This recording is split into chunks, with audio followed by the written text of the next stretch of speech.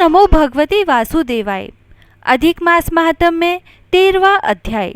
ऋषि बोले, हे वक्ताओं में श्रेष्ठ महाभाग सूत जी, दृढ़ धनवा राजा को पुरुषोत्तम के सेवन से राज्य, पुत्र पौत्रादि और पतिव्रता स्त्री कैसे मिली, तथा योगियों को भी दुर्लभ लोक की कैसे प्राप्ति हुई। सो हे तात, आपके मुख कमल से बार बार कथा के सार को सुनकर हम लोगों की तृप्ति नहीं होती। अतः इस पुरातन इतिहास को विस्तार से कहिए। हमारे भाग्य बल से ही ब्रह्मा ने आपको यहाँ भेजा है। सूत जी बोले, हे ब्राह्मणों, नारायण मुनि ने नारद जी से जो कहा था वही पुरातन इतिहास मैं आप लोगों से कहता हूँ। पाप नाशक दृढ़ धनवा का चरित्र जैसा मैंने गुरुजी के मुख से सुना है वही आप सब मुनि लोग सुनो। श्री नारायण बोले, हे ब्राह्मण, आकाश गंगा की तरह पवित्र करने वाली सुंदर पुरानी दृढ़ धनवा राजा की कथा को मैं कहता हूँ, तुम सुनो। हे देश का रक्षक, बुद्धिमान, सत्यवादी, पराक्रमी चित्रधर्मा नाम का राजा था। उसका पुत्र महातेजस्वी, सर्वगुण संपन्न, सत्यवादी, धार्मिक, सदाचारी दृढ़ धनवा के नाम से विख्यात हुआ। उसके विशाल नेत्र थे, चौड़ी छाती और लंबी भुजाएं थी। ऐसे गुण समूहों के साथ वह दृढ़ धनवा राजा नित्य प्रति बढ़ने लगा। वह चतुर दृढ़ धनवा एक बार के सुनने से ही अध्ययन कर लेता था, मानो पूर्व से ही वेद पढ़े हुए हो ऐसा प्रकट होता था।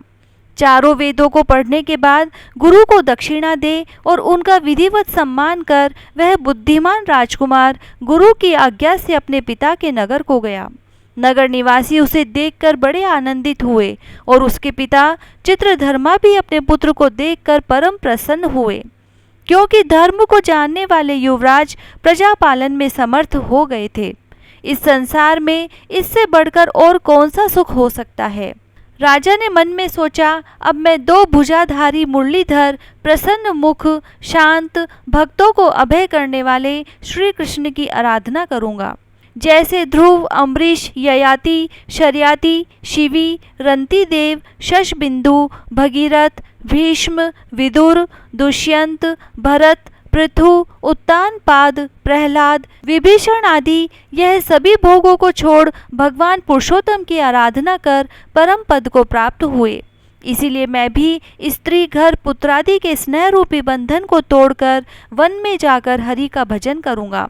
मन में ऐसा निश्चय करके चित्रधर्मा अपने पुत्र दृढ़ धनवा को राज्य पाठ सौंपकर विरक्त हो पुलह ऋषि के आश्रम को चले गए, जहाँ सब कामनाओं का परित्याग कर निराहार रह निरंतर श्री कृष्ण भगवान का स्मरण करते हुए तप करने लगे। बहुत समय तक तप करके वे अंत में भगवान के परम धाम को चले गए।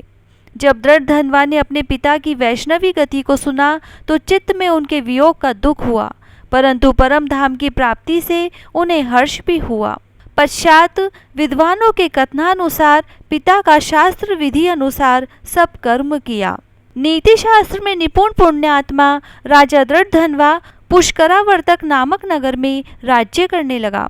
विदर्भ देश के राजा की अद्वितीय सुंदरी कन्या दृढ़ धनवा की गुण सुंदरी नाम की सुशील स्त्री थी, जिससे सुंदर एवं चतुर 4 पुत्र और सुलक्षणा चारुमती नाम की एक पुत्री उत्पन्न हुई। ये सभी पुत्र शूरवीर थे, जिनके नाम चित्रवाक, चित्रवाह, मणिमान और चित्रकुंडल थे, जो अपने अलग अलग नामों से प्रसिद्ध हुए। दृढ़ धनवा राजा भी अपने गुणों से प्रसिद्ध हुए।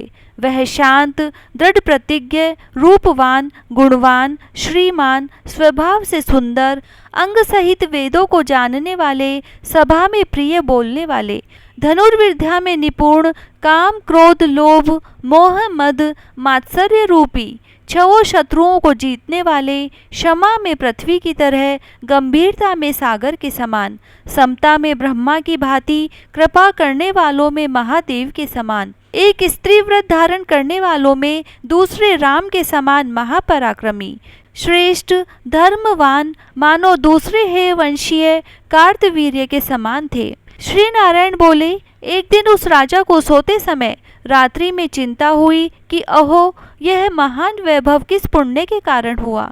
न मैंने कोई तप किया, न दान किया, न कभी यज्ञ किया। इस अपने सौभाग्य का कारण किससे पूछूं? ऐसा सोचते विचारते सारी रात बीत गई। प्रातः ब्रह्म मुहूर्त में उठकर यथाविधि स्नान कर अर्घ्य आदि दे तथा देवालय में देव पूजन करके ब्राह्मणों को सूर्य का दान देकर उन्हें नमस्कार कर घोड़े पर चढ़ तत्काल शिकार खेलने वन को चला गया। वहां बहुत से मृग, सुअर, सिंह, नील गाय आदि का शिकार किया। वन में राजा दृढ़धनवा के बाण से घायल होकर एक मृग एक वन से भागता हुआ दूसरे वन को चला गया। तब राजा भी बाण ताने हुए उसके रक्त गिरे हुए मार्ग से उसके पीछे पीछे गया, किंतु मृग के कहीं छिप जाने से राजा उस वन में भटकता रहा।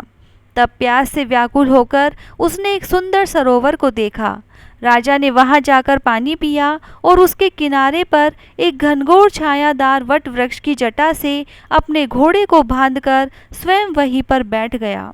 उसी समय वहां एक तोता अत्यंत शोभायमान मनुष्यों की सी बोली बोलता हुआ आया और राजा दृढ़धनवा को अकेला बैठा हुआ समझ वह निम्न श्लोक को बार बार पढ़ने लगा। विद्यमानातुल सुख सालोक्यतीव भूतले न चिंतयसि तत्वम त्वम तत्कथम पारमेष्यसि। अर्थात राजन, तुम इस भूतल पर विद्यमान अतुल सुखों को देखकर तत्व के संबंध में विचार नहीं कर रहे हो तो कैसे भवसागर से पार होगे।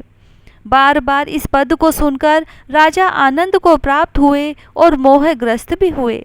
तोता सार गर्भित कठोर नारियल के समान गंभीर पद को बार बार क्यों पढ़ता है, जो बड़ी कठिनाई से समझ में आने योग्य है? क्या ये ही श्री शुकदेव जी है जो श्री कृष्ण के सेवक मुझ संसार में डूबे हुए मूढ़ को परीक्षित की भांति कृपा करके उद्धार करने आए हैं? ऐसा सोच ही रहे थे कि इतने में उनकी सेना भी राजा को ढूंढते ढूंढते वहां आ गई। उधर तोता भी राजा को आत्मबोध कराकर अंतर्ध्यान हो गया। राजा अपने नगर में आकर तोता के वाक्य को स्मरण करते रहे। उन्होंने भोजन पानी सब छोड़ दिया और गुमसुम से हो गए, किसी के बोलने से भी नहीं बोलते। तब रानी ने एकांत में आकर राजा से प्रेम सहित कहा, हे राजन, आज ऐसे उदास क्यों हो रहे हो? उठिए, भोजन पानी कीजिए और बातचीत कीजिए। उस प्रकार रानी के समझाने पर भी राजा देवताओं को भी दुर्गय तोता के सत्य वचन स्मरण करता रहा और कुछ भी न बोला। तब रानी दीर्घ श्वास लेकर अपने पति के मानसिक दुख से अत्यंत पीड़ित हुई और स्वामी की कठिन चिंता के कारण को नहीं जान सकी। ऐसी चिंता में राजा का बहुत समय व्यतीत हो गया, किंतु संदेह दूर करने का कोई उपाय दिखाई नहीं दिया। नारद जी बोले, हे मुने, ऐसी चिंता करते हुए राजा दृढ़धनवा का क्या हुआ सो कहिए, क्योंकि विष्णु भगवान के पवित्र चरित्र को थोड़ा सा भी सुनने से पाप नाश हो जाते हैं। 13वां अध्याय समाप्त। जय श्री राधे।